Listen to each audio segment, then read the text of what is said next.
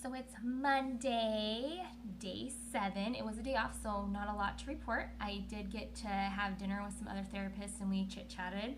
And then don't worry, we stayed 6 feet apart. And then most of the day I spent talking on the phone with my parents and my husband, another coworker, so texting a few people. And while I was on the phone, one thing I found is that a lot of people were asking a couple of the same questions. So first question that was a big one asked was like how things were actually looking out here in Massachusetts, and compared to Utah the numbers are quite large. So right now in Massachusetts they have over 1,700 deaths, over 38,000 positive patients, and over 3,700 hospitalizations.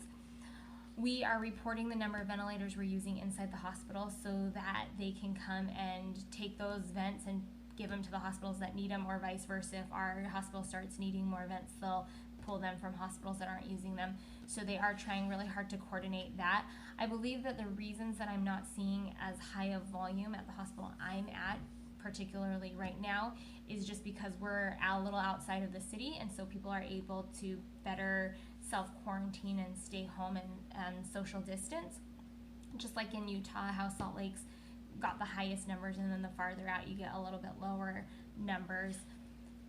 But I do, even though I am seeing a high volume, it's just not as crazy as what you're seeing on the news, and that's not because it's not happening, it's just not happening right where I'm at. The other question I have been asked is if I have to self-quarantine when I get home, and the short answer to that is no, they're not requiring us to self-quarantine when we get home. However, after talking with my family today, it sounds like I will probably be doing some self-quarantining, at least away from my family for a little while.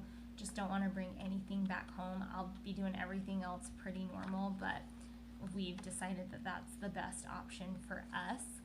I had to do my laundry today, and because I used all my cash when we went to the bakery earlier this week, I didn't have any coins for laundry, so my laundry was hand washed in the sink.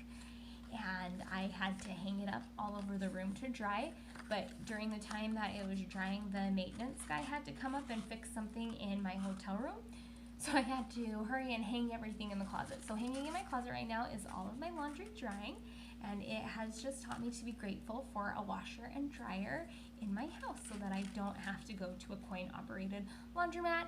And I will say that while hand washing the laundry is kind of a pain, and people are probably thinking who has time for that, I had time for that today. So it did give me something to do, and it was a process, but it was fine. I had laundry soap, so everything smells clean, and it's drying right now. So we'll see. Hopefully I'll have some dry stuff tomorrow, and then hopefully I'll be able to do an actual load before I get home.